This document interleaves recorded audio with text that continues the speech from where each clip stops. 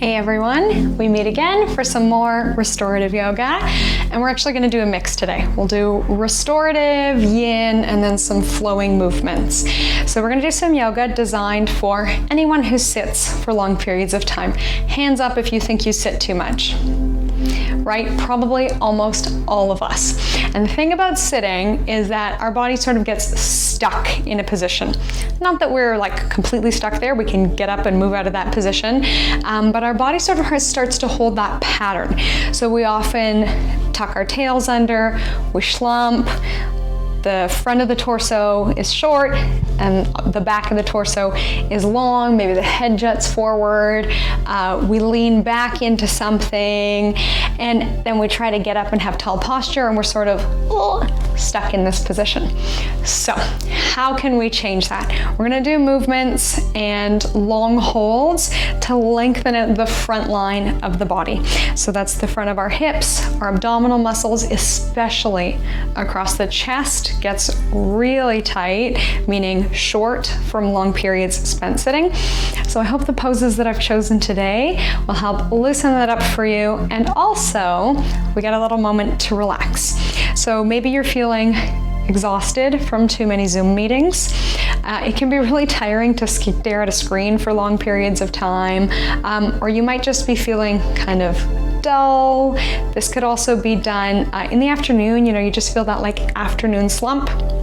Or seasonally, right now it's a gray, rainy autumn day outside. I'm super glad to have my ring light pointed straight at my face to help keep me awake to film this. So this can be done to help perk your mood. The movements we're going to do today start more restorative, more relaxing, more restful. You might even like to put an eye pillow on, and then we get more energizing, we have more movement as we keep going. So you could use this as like a mid-afternoon break or first thing in the morning to perk you up. Or like I said, if you're going from Zoom meeting to Zoom meeting, if you have a break in between meetings, this one can help revitalize you. On the note of ring lights, the other thing that can be really tiring is not having enough lighting around the home. So you might want to turn the lights off for this, and even better if you have a light on a timer, turn them on towards the end of this, or after you're done, turn them back on. You might like to talk to your doctor about a sad lamp, but easy things that we can do around the house. Potted plants, fake flowers even go a long way. Having some bright colors, turning the lights on, opening the blinds can also help to perk up our mood. And even though it's not like technically connected to sitting, you know the difference between having the blinds closed, wearing dark colors, having no lights on in the house. There's sort of this feeling. And we might like that at 9 o'clock at night, but the rest of the day, let's open the windows. Let's get a more uplifted energy going on. So we'll throw in a little pinch of that towards the end of this, but without further ado, let's get into our yoga. As always, any options that I give you, any poses, any techniques, they are merely recommendations. Please do listen to your body and follow any medical advice you've been given. My recommendations for you today, we're going to start with 2 rolled up mats. That's what I have. If you don't have 2 mats, you could also use 2 pillows like you would use to sleep at night. That's another great height. If you have proper yoga bolsters, you can run them longwise across your body, along your body.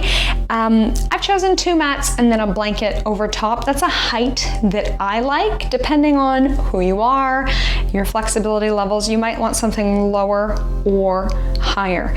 So starting with folded towel, blanket, a couple of pillows, or whatever else you have kicking around the house is perfect. Pile them up, make sure that they're not rolling around, and we're gonna lie on top of them. There's really no dignified way to do this. So I usually come alongside, scooch myself along, and then ease myself back. So that once we're down there, we're in the right position. I have support under my head, the full length of my spine, under my pelvis, and we'll take the feet wider than the mat. And you might even begin to feel it as soon as you lie down. Now, you know that your bolsters or whatever you're lying on top of are too high if you feel your body tightening up in resistance. So there are a couple things we can do. You could get a lower bolster, or you can simply bend your legs and take your hands on top of your body. So sometimes it's a bit much to leave the arms out and to leave the legs out. And if we just bring them in a bit and bend our limbs, not as extreme a stretch. We might also like to do one leg bent, one leg straight. Maybe one arm bent, one arm straight.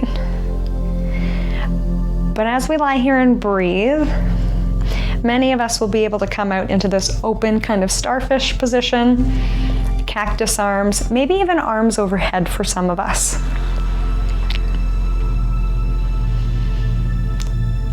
So once we're in a comfortable position, let's go ahead and tune into our breathing.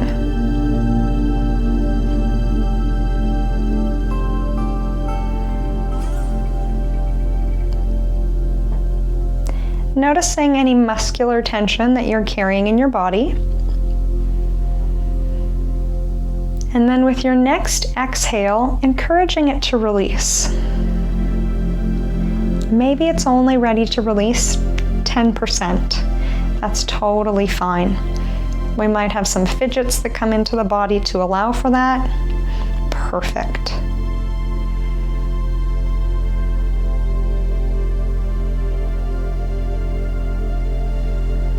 And let's see if we notice any mental, emotional tension. Same thing. The next time you breathe out, encouraging that tension to release. Even if it only releases 1%, we're still moving the needle.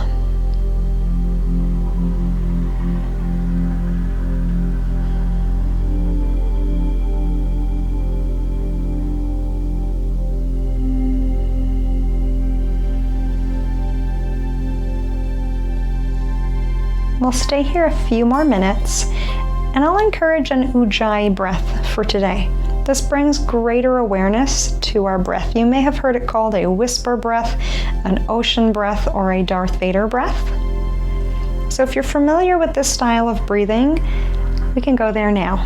Otherwise, I'll walk you through it. So often it's described like this. We inhale as though we're surprised, and then we exhale like we're fogging a mirror, and then we do it again with the mouth closed.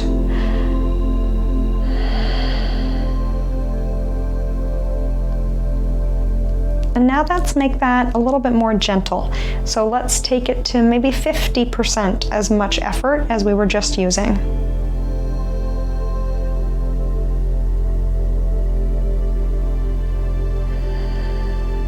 And we can stretch the breath out longer. So we have a little bit of resistance in the muscles of the throat, keeping the muscles of the neck relaxed.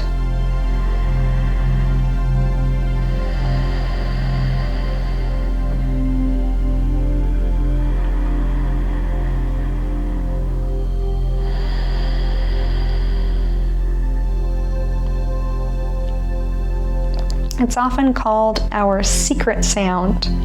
So if you're doing it, you can hear it in your own ears, but the person next to you would have to sort of squint their hearing to be able to hear you. Somebody across the room would be unable to hear you.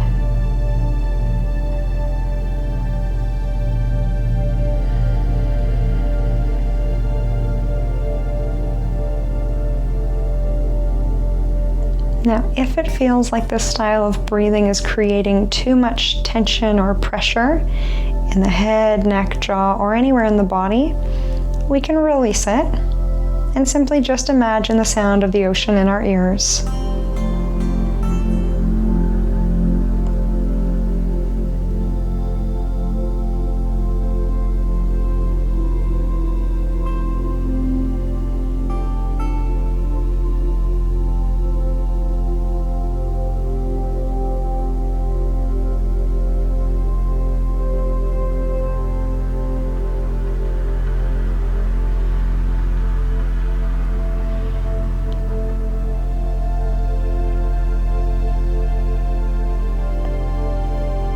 Maybe our bodies are easing into the pose.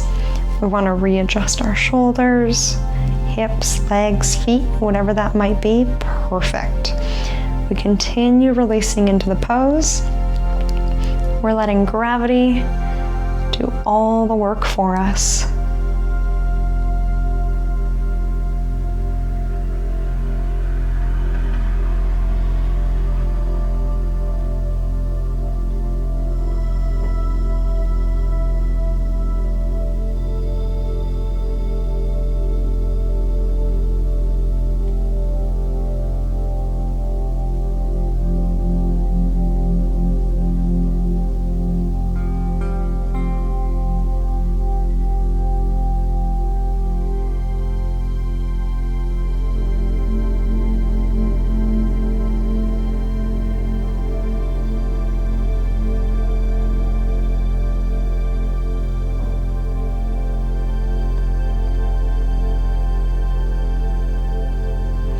Let's take 3 more deep breaths here, imagining that we are relaxing the muscles that hold our heart.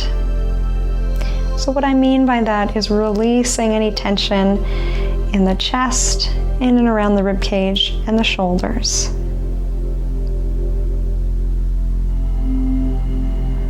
Maybe we're imagining our heart beating more freely.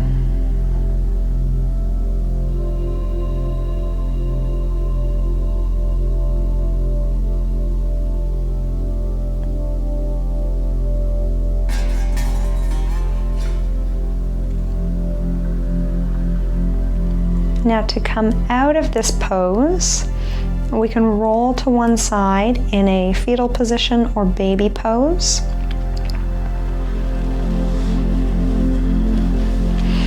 We might pause for a moment, and then we'll move our bolsters out of the way. And we'll meet lying on our backs again.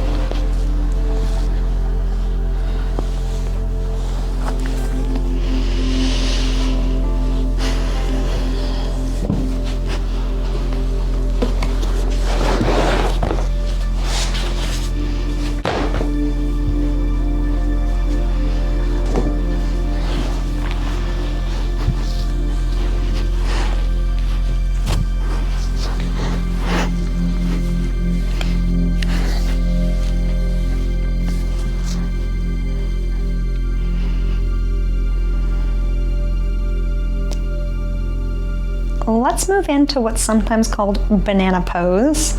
So we'll stretch our legs out long, and we're going to make our bodies into sort of the shape of a banana or a C-bend. And it takes a little bit of coordination, but believe me, if you get it backwards, you'll be fine. It's still going to work.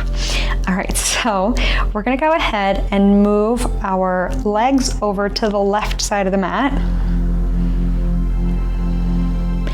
And then we're going to put our left ankle on top of our right ankle. So if you get it backwards, you might feel your top leg pulling your bottom leg towards the center, in which case we just switch, okay? So I walked my legs to the left, and then the left ankle is on top. It's going to keep my top leg pinned over to the side. So now I can feel, I can relax, and my legs just stay there where they are. I'm going to increase the C-bend with my upper body. So an easy way to do this is to take our hands behind our heads, so we have some nice support, and then tipping our torso to the side.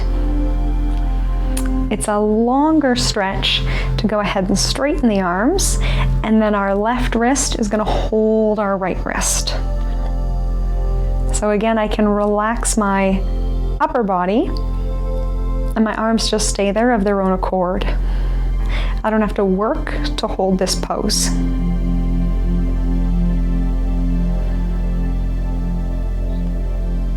And I can come back to an Ujjayi breath again.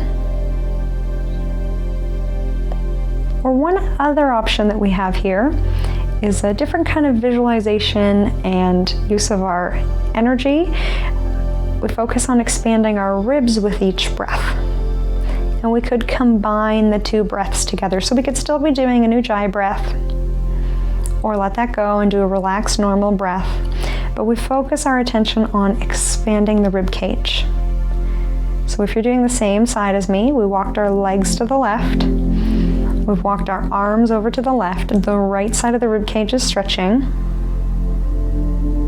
We focus our awareness on expanding the right side of the ribs. We could just rest our attention there. Or we could gently but forcefully expand that side of the ribs, so we could put more effort into taking a deep breath into that open space.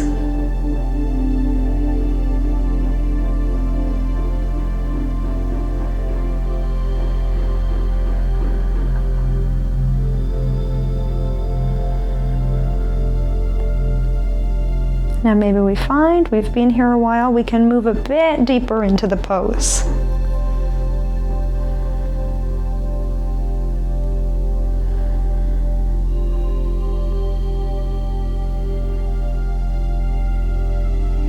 Let's go easy on ourselves. We are here, we are working.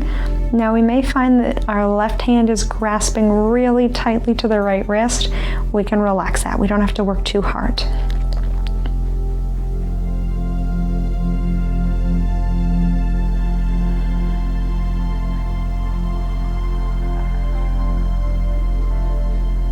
Let's take one more breath. We won't hold this pose too long.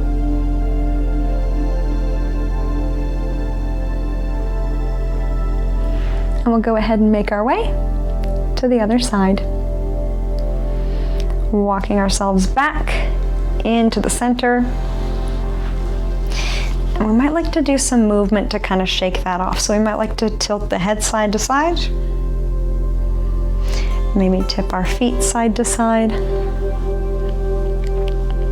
Maybe we're stretching the arms overhead.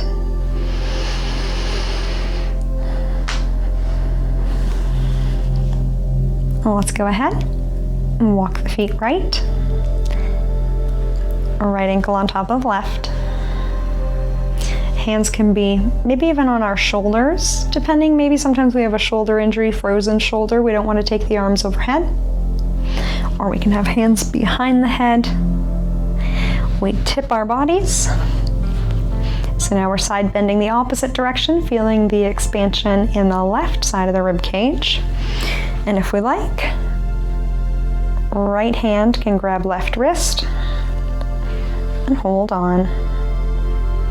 With or without our Ujjayi breath, we focus our awareness on expanding the left side of our ribs with each breath. And it's a gentle expansion. Maybe we're breathing 5% more deeply than we normally would. Just enough to notice.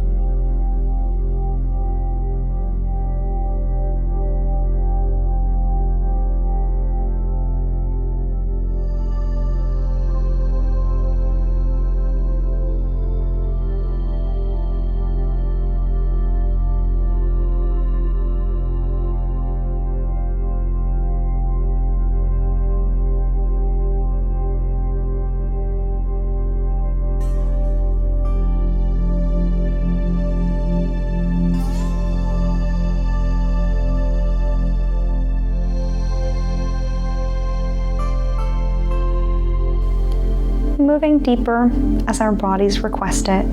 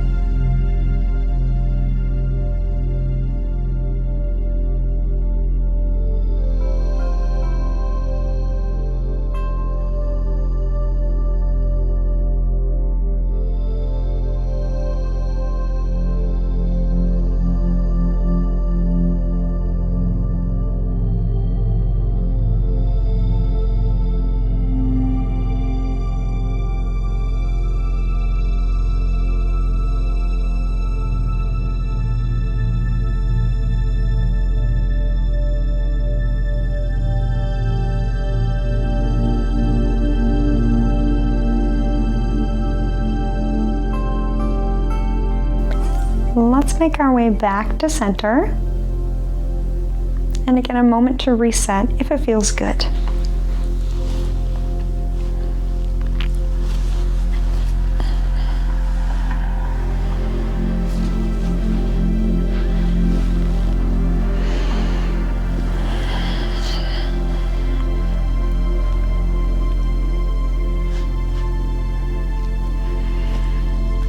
And let's start with knees to chest for this one.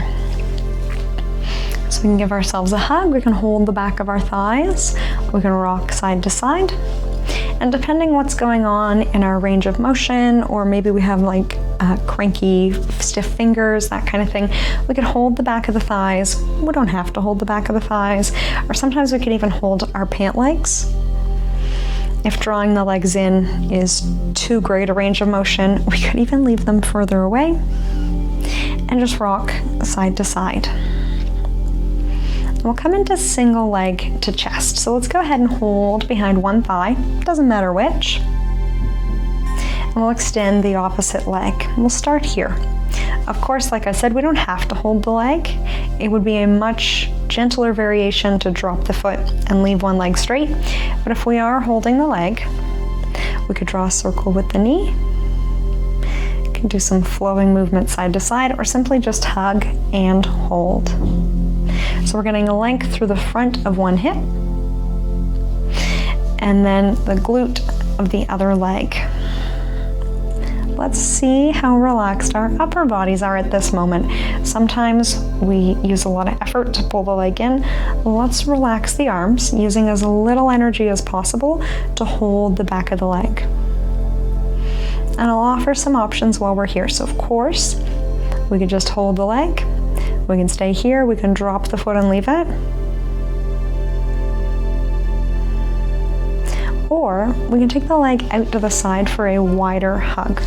Depending on how long your arms are or how much support you need, we could still be holding the back of the thigh. If the leg comes out quite far to the side, we can hold it and actually use our opposite arm out here to counterbalance. So my right knee is going off to the right side, and my left arm is going off to the left side, so I don't feel like I'm going to tip over. And again, we might like a little movement circling the joint.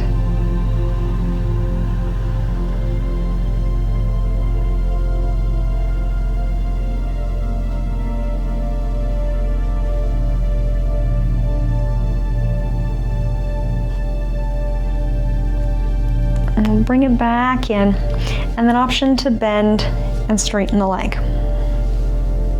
This is quite a big stretch for most of us. Most people complain about having short hamstrings.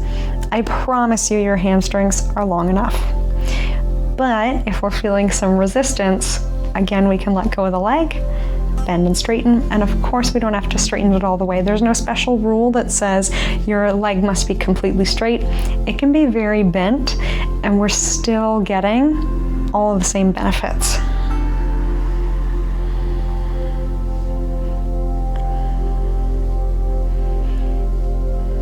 With the leg bent or straight, let's get some movement in the ankle, point and flex, circle, wiggle the toes.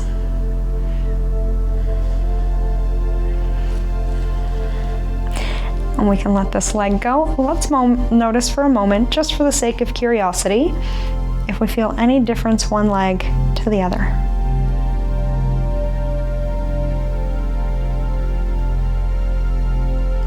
Maybe we do. Maybe we don't. Just building our powers of observation. Again, we can draw both legs to chest, give ourselves a hug, maybe rock side to side. Maybe this is the moment where we notice one leg feels different than the other. And we take it to the other side. So we're going to hug the opposite leg in, stretch the opposite leg out. The options you pick on this side may or may not be the same as the options you did on the first side. That's okay too. So we're still listening to our bodies and responding accordingly. So this side may be asking for something different, might be needing a gentler touch or some deeper stretches. Perfectly fine. Let's notice the upper body. Relaxing it as much as possible, using as little effort as possible to keep the leg here. And if we like some circles, we can.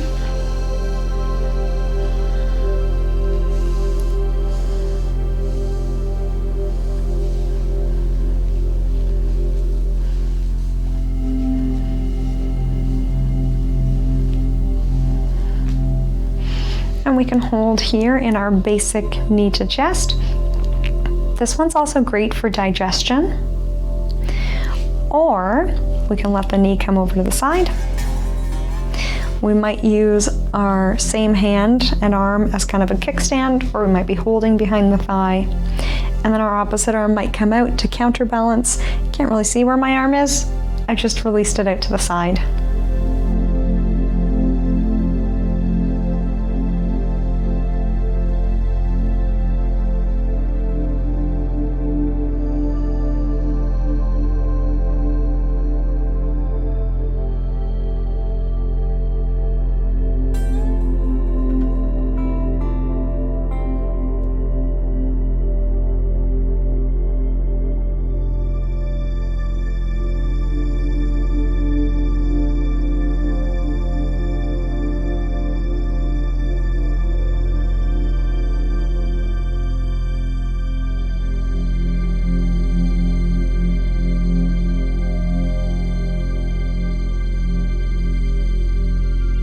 One more option here. We can pull in and we can bend and straighten.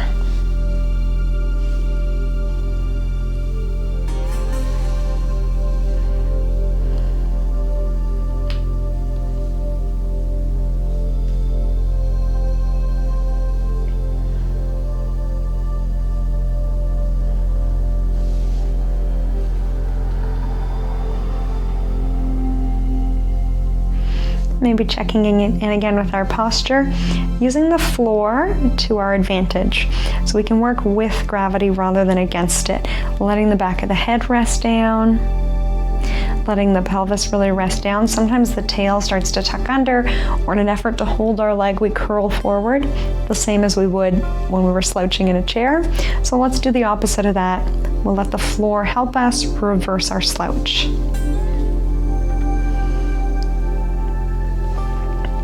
And then we can wake up our ankles, circling, pointing and flexing. And let's wake up those toes, give them a little wiggle.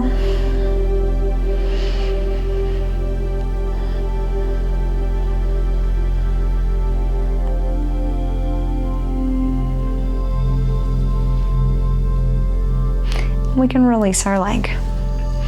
Let's check in again, seeing if we feel any difference one side to the other, or feeling a bit more even. Maybe after all that movement, our bodies have started to migrate around the floor. That's okay, we can center up on our mats again. Let's get a bit more movement going. We'll start with our heads and necks. I like to plant my feet for this. It's totally up to you. I can walk my shoulders down and back to lengthen out the back of the neck more. Very simple movements. Let's just nod the head up and down.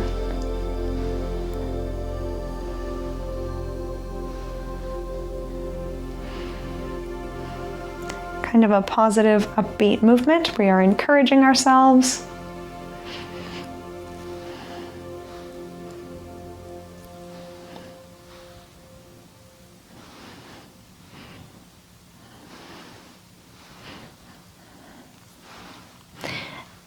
And we're saying yes to what is.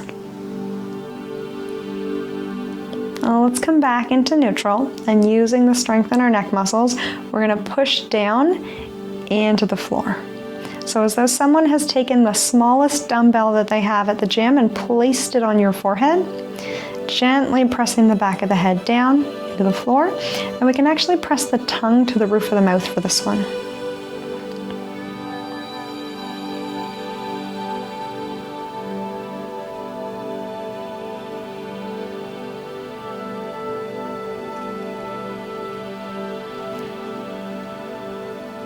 Well, let's relax the muscles in our neck. But we're going to press our shoulder blades down, and we can even press the backs of our arms. If our palms are flipped up, the backs of our hands down. and let's turn the head side to side.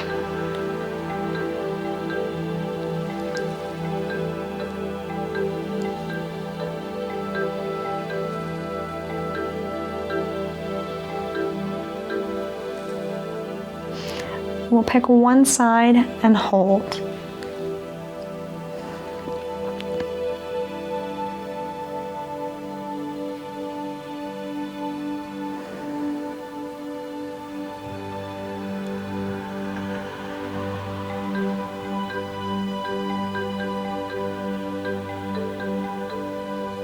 Let's go ahead and pick the other side and hold.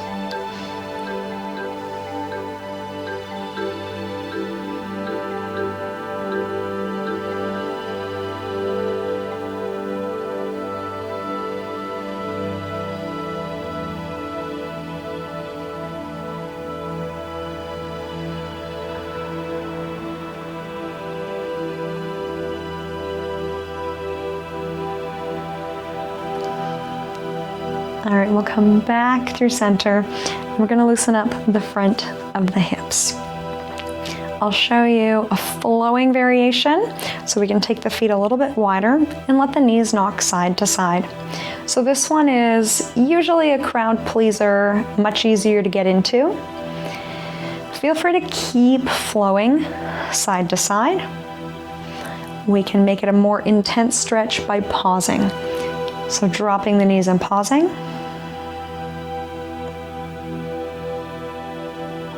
And dropping the knees the other way and pausing. Sometimes it can be a bit much for the knees. It's more comfortable to keep flowing, or it can be a bit much for the back.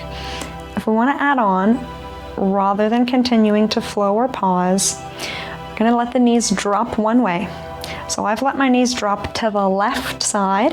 I'm going to take my left foot and put it on my right thigh. So now I have the weight of my left leg pulling on my right leg as well. So this can add a lot more sensation.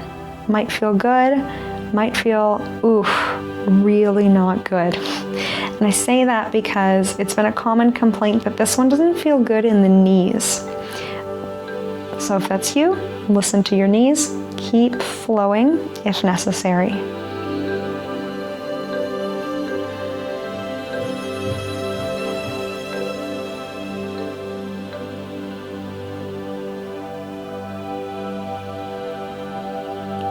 If we're holding, let's take a couple more breaths in and out.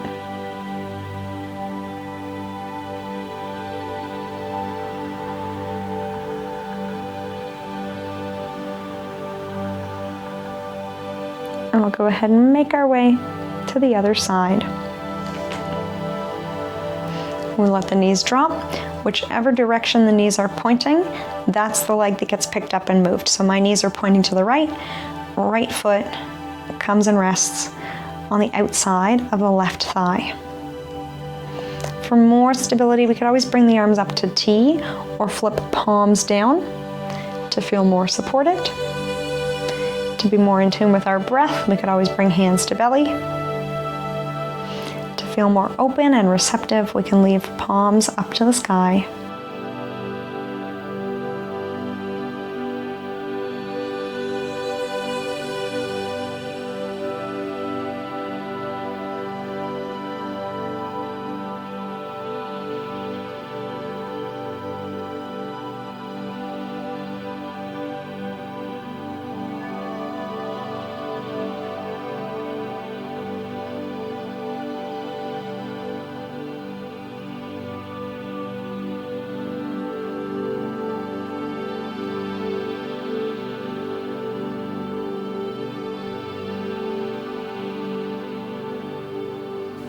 Whatever option you've chosen, well, let's keep breathing.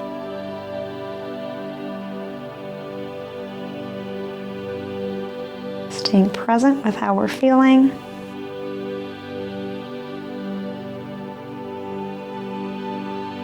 And to finish this off, we'll come back to center, realign our bodies. And again, we might like some movement, right? So maybe we want to do a long stretch. We can bring knees to chest. We might be doing movements of the neck again to loosen up.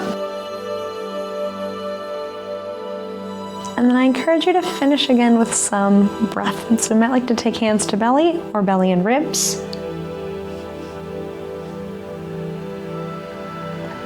And once we're ready to return to stillness, once we reset that spine, letting gravity in the floor help us lengthen out. And we can come back to our Ujjayi breath to bring some warmth and heat into the body. Making that gentle ocean sound in the back of the throat.